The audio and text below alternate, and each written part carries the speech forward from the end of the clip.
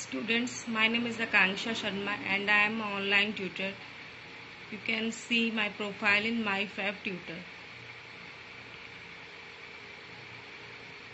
Students, today I will go to teach about the reasoning questions. So, there are some questions given below. One by one I will taught you. Now here is the question number 1. एक व्यक्ति 12 kilometre उत्तर की ओर चलता है, फिर 15 kilometre पूर्व की ओर, उसके बाद 15 किलोमीटर पश्चिम की ओर, फिर 18 किलोमीटर दक्षिण की ओर चलता है। आरंभिक स्थल से वह कितनी दूरी पर है? सॉल्यूशन यहाँ पे देखते हैं। ये देखिए, यहाँ पे एक आरेख बना हुआ है। एक व्यक्ति कहा जा रहा है 12 किलोमीटर उत्तर की ओर चलता है। जैसा कि आप इस आरेख में देख रहे हैं, प्रारंभिक बिंदु ए है और व्यक्ति 12 किलोमीटर चला उत्तर की ओर। उसके बाद वो 15 किलोमीटर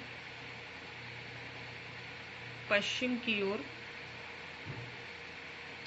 15 किलोमीटर पूर्व की ओर चला। तो आरेख में इसी प्रकार से हमने ड्रॉ किया हुआ है। उसके बाद 15 किलोमीटर वह व्यक्ति पश्चिम की ओर, ये देखिए यहाँ पे लाइन आप देख सकते हैं, यहाँ लिखा भी हुआ है पश्चिम और नीचे लिखा है 15 किलोमीटर।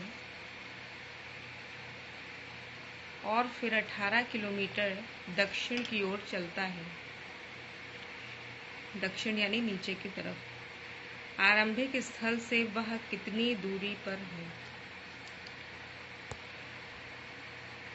यहाँ इसका सॉल्यूशन देखते हैं। माना कि व्यक्ति ने ए बिंदु से अपनी प्रारंभिक यात्रा शुरू की। प्रश्नानुसार वह व्यक्ति ए बिंदु से उत्तर की ओर 12 किलोमीटर बी बिंदु पर गया। पुनः वह बी बिंदु से पूर्व की ओर 15 किलोमीटर सी बिंदु पर गया। पुनः वह सी बिंदु से पश्चिम की ओर 15 किलोमीटर चला। अतः वह पुनः वापस बी बिंदु पर आ गया। पुनः वह बी बिंदु से दक्षिण की ओर 18 किलोमीटर गया, जो डी बिंदु है।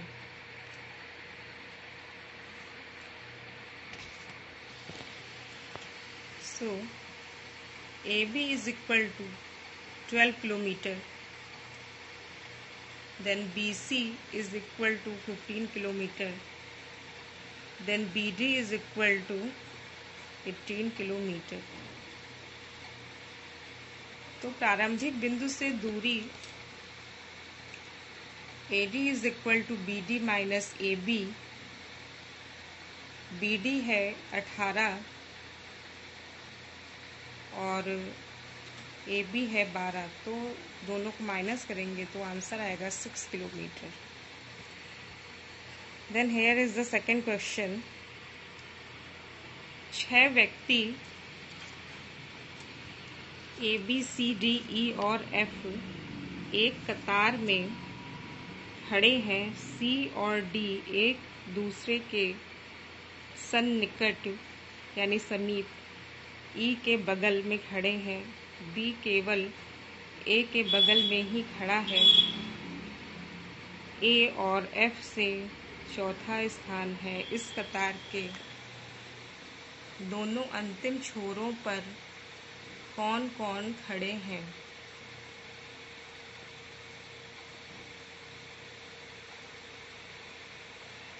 तो इसी प्रकार हम आरेख ड्रॉ करेंगे। सबसे पहले दिया है कि C और D एक दूसरे के सन्निकट E के बगल में खड़े हैं। तो सी और डी देखिए एक दूसरे के समीप हैं बिल्कुल, और ई के बगल में यहाँ पर खड़े हुए हैं। बी केवल ए के बगल में ही खड़ा है। यहाँ पे आप देखें बी जो है वो केवल ए के बगल में खड़ा है। ए और एफ से इसका चौथा स्थान है, ये देखिए यहाँ पे। अतः कतार के यहाँ पे पूछ रहा है कि कतार के दोनों अंतिम छोरों पर कौन है। तो फर्स्ट हैंड साइड पे यहाँ पे बी है और लास्ट में यहाँ पे एफ है। Now here is the third question. अंग्रेजी वर्णमाला के कितने अक्षर यानी बड़े अक्षर दर्पण में देखने पर समान दिखते हैं? सॉल्यूशन इज, अंग्रेजी वर्णमाला के बड़े अक्षर, सबसे पहले हम जितने भी अल्फ़ाबेट्स हैं उनको कैपिटल लेटर्स में लिख देंगे। निम्न अक्षर दर्पण में देखने पर समान दिखते हैं। अगर हम इन लेटर्स को, इन अल्फ़ाबेट्स को मिरर में देखेंगे तो ये जो आप अल्फ़ाबेट्स देख रहे हैं, ये देखिए AHIMOTUVWXY, ये जो अल्फ़ाबेट्स आप नीचे देख रहे हैं ये दर्पण में देखने पर बिल्कुल एज इट इज़ दिखाई पड़ेंगे। यहाँ पे अक्षरों की अभीष्ट संख्या पूछी जा रही है, तो आप काउंट करिए 1 2 3 4 5 6 7 8 9 10 11। अक्षरों की अभीष्ट संख्या है 11।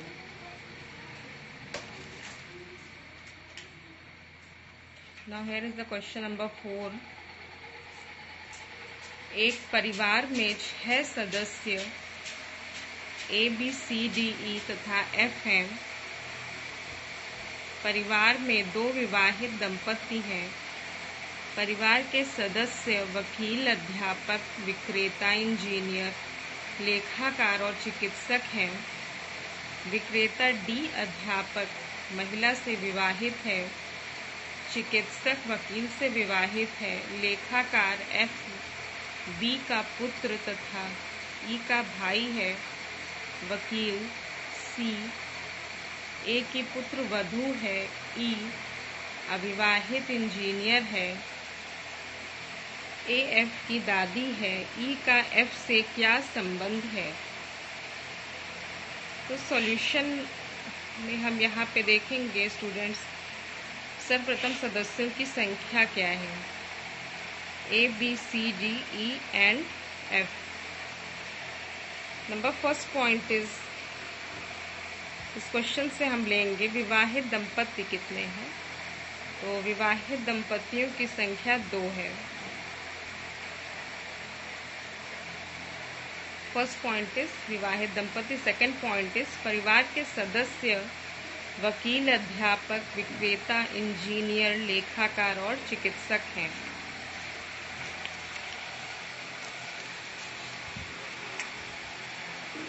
तो विक्रेता जो D है वो अध्यापक महिला से विवाहित है, अर्थात उसकी शादी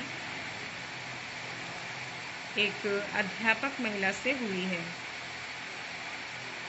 चिकित्सक जो है वो वकील से विवाहित है। लेखाकार F B का पुत्र है और लेखाकार F जो है वो E का भाई है। एक बार और गौर करिएगा, लेखाकार F जो है E का भाई है। वकील C A की पुत्र वधू है। E इंजीनियर है और अनमैरिड है, विवाहित है। A F की दादी है। और यहाँ पे क्वेश्चन है ये कि E से F का क्या संबंध है। यहाँ पे ऑप्शंस दिए हैं स्टूडेंट्स, भाई बहन पिता। डी है निर्धारित नहीं किया जा सकता। तो यहाँ पे ऑप्शन होगा डी। यहाँ पे ये तो लिखा गया है कि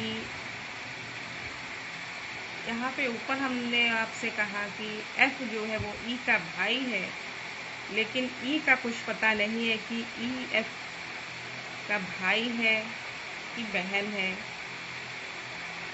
ये इसका लिंग स्पष्ट नहीं है। तो ऑप्शन होगा डी, निर्धारित नहीं किया जा सकता। Students, my channel name is Akanksha Vishwakarma. If you like my channel, then please subscribe it and like it also. Thank you.